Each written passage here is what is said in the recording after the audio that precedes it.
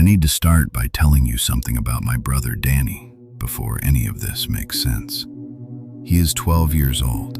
He is the kind of kid who memorizes horror movie trivia the way other kids memorize sports statistics, who reads creepypasta threads at midnight and then recounts them at breakfast like he is reading the morning news. Our mother thinks it is a phase. I stopped thinking it was a phase about 6 months ago, because it turns out some of those stories are not just stories, and Danny knew that before I did. Every Thursday afternoon, my brother and I go to Mrs. Calloway's house on the far end of Sycamore Ridge Drive. She is 83 years old, sharp as a tack when she wants to be, and completely alone in a house that is far too big for one person. Her husband passed 11 years ago. Her son, Marcus, lives out in Colorado and visits maybe twice a year if she is lucky. She has no other family nearby, no close friends left who are still healthy enough to visit, and a stubbornness about accepting help that runs so deep it has practically become a personality trait. About a year ago, she made a deal with me. I was 17 at the time, saving money for a second-hand car, and she needed someone to keep the house from falling apart around her. So we settled on Thursdays. Danny and I would come over after school, clean up the kitchen and the pantry, cook her something warm for dinner, and make sure she had everything she needed for the week. She paid us fairly, more than fairly, honestly, and I liked her. She was funny in a dry, unexpected way, and she always asked about school like she actually wanted to know the answer. It was a good arrangement, until the Thursday it wasn't. We let ourselves in through the side door the way we always did. She gave me a key the second week. The moment I stepped inside, I noticed it. The silence. Mrs. Calloway always had the television going. Always. Some old black and white film, or a nature documentary, or the local news on low volume. She said the quiet made the house feel too large. I understood that. But that Thursday afternoon, the house was completely silent. Not just quiet. Silent in the way that empty buildings are silent, where the air itself seems different, undisturbed, like nothing living has moved through it recently. "Stay in the kitchen," I told Danny. He looked at me with that expression he gets, the one where he is deciding whether to argue. He must have read something in my face because he stayed. I moved through the house slowly. The TV room first, where her daybed was set up near the window. The television was on but muted, an old film playing without sound, the light from the screen casting pale shadows across the room. The mantelpiece was bare, the way it always was. Mrs. Calloway had shipped all her photographs and personal items to Marcus years ago, said she did not want to spend her last chapter surrounded by people she had already lost. I noticed something on the floor near the daybed, a thin trail of water, catching the gray afternoon light coming through the curtains, like something wet had moved through the room recently. I stood and looked at it for a moment, then kept moving. I checked every room on the ground floor, the dining room, the small sitting room, both bathrooms. I even opened the door to the basement and called down into the dark. Nothing. She could not manage the stairs anymore. Her knees had been bad for 2 years, and she never went up to the second floor, so there was no reason to check up there. I went back to the kitchen and shrugged at Danny. "She's not here. Maybe her son came down and took her somewhere." He immediately brightened.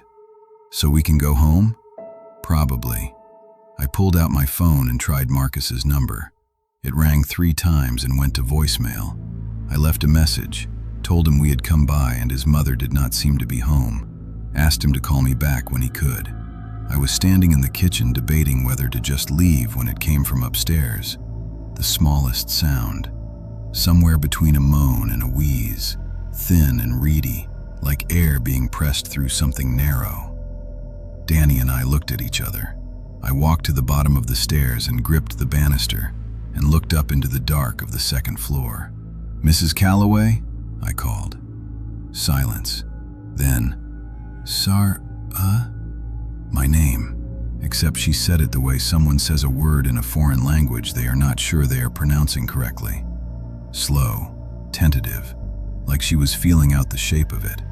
I told myself she had somehow made it up the stairs and fallen and hit her head and was disoriented. I went up the stairs. Danny followed before I could tell him not to. The second-floor hallway was dim, all the doors closed except one at the far end, the master bedroom, the largest room in the house. I pushed the door open. "Mrs. Calloway, are you okay?" "Yes, just a long, wet inhale." "Just what? Are you hurt?" "Come here."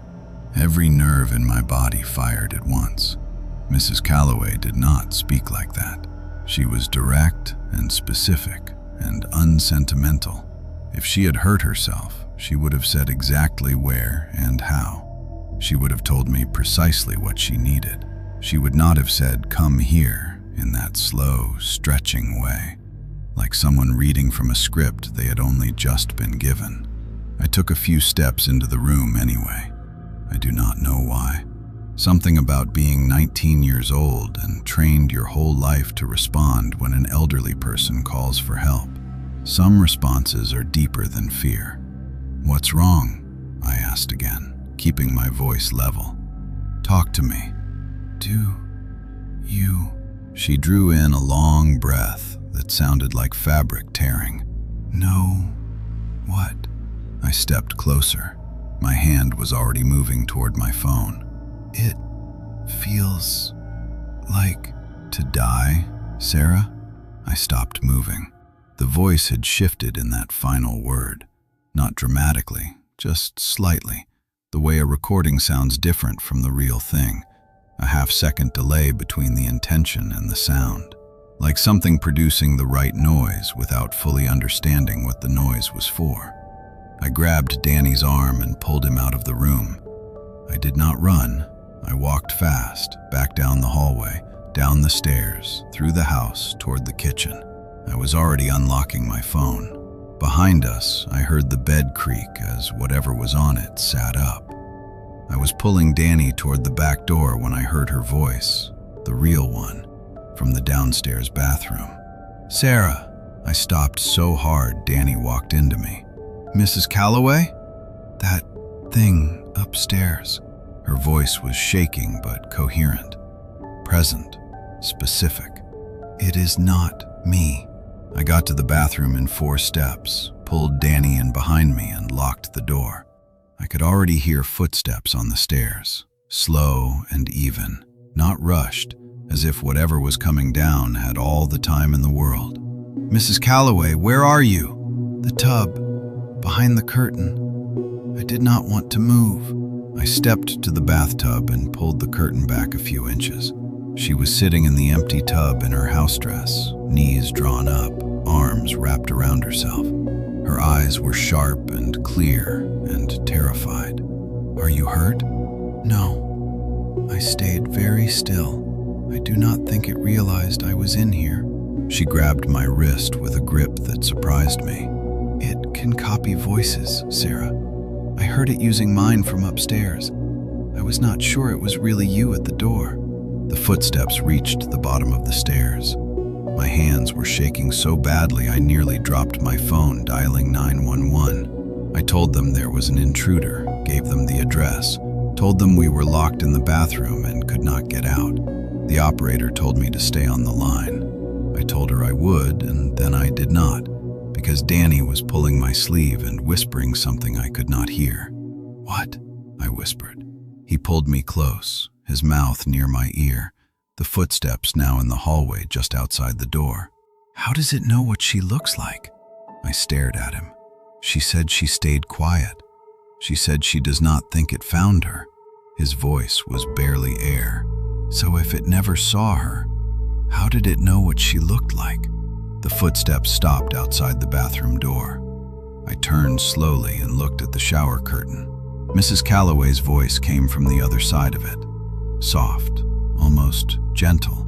"Sometimes there is more than one," she said. "That is what I have read. It does not have to come alone." Except Mrs. Calloway had not said that. The voice was slightly wrong in the way the one upstairs had been slightly wrong, mimicking the shape of her speech without quite catching the weight of it. Danny screamed. I spun around and shoved him behind me. On the other side of the shower curtain, something was rising. I could see it through the thin, white fabric. Far too tall, the silhouette wrong. The proportions stretched in a way that a human body cannot be stretched.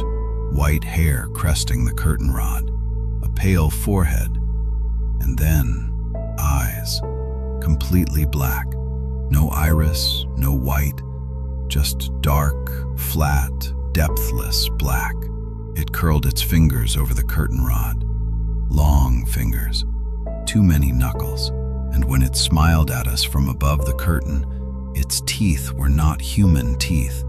They were narrow and angled and numerous, packed into a mouth that opened wider than a mouth should open. The front door crashed open. Voices, boots on hardwood. Someone shouting clear and someone else responding.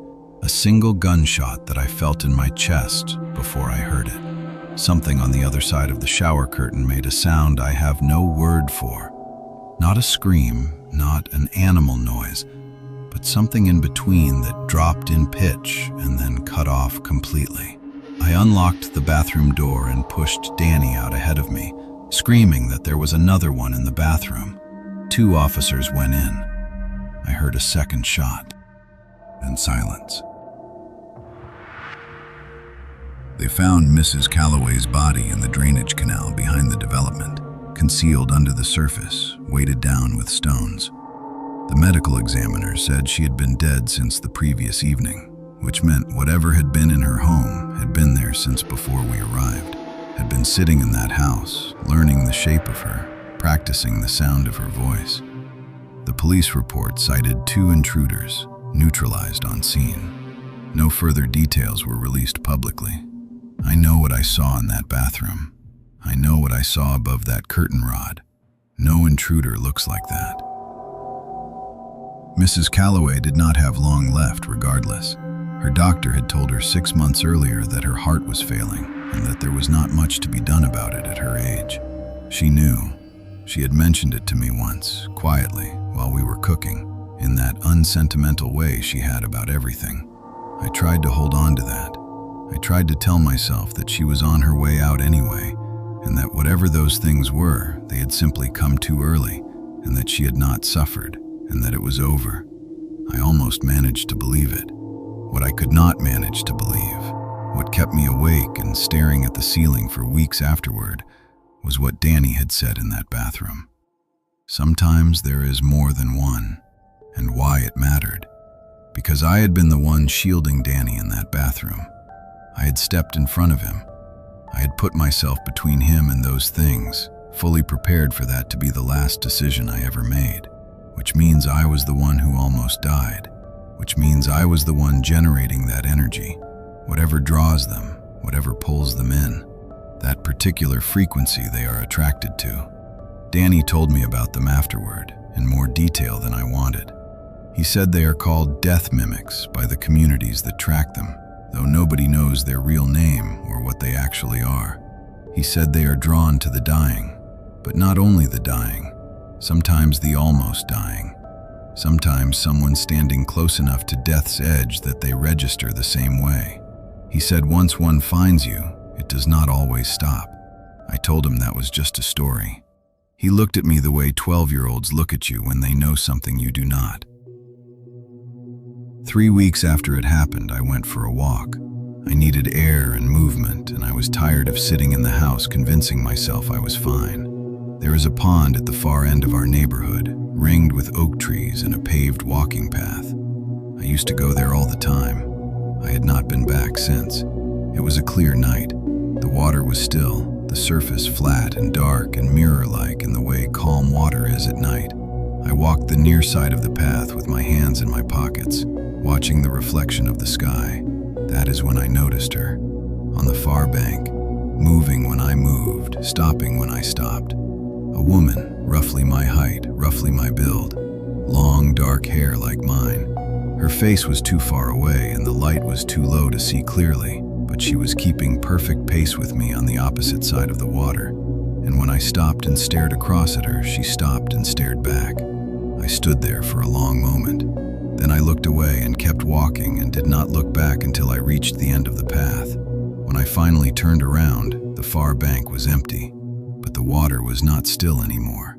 Ripples moved outward across the surface from a point near the opposite bank, slow, widening circles spreading out through the dark water toward my side, like something had just stepped in, or just stepped out. I have not been back to the pond since that night. I tell myself that the figure was a neighbor out for a late walk. I tell myself that the ripples were from a duck or a fish or the wind. I tell myself that what happened at Mrs. Calloway's house was a single terrible thing that is finished and behind me and will not reach forward into my life again. I tell myself all of that, but I remember what Danny said in that bathroom, in the quietest voice I have ever heard him use. Sometimes there is more than one, and I remember the way those ripples moved across the water, slow, patient, heading in only one direction, toward me. Stay safe, guys.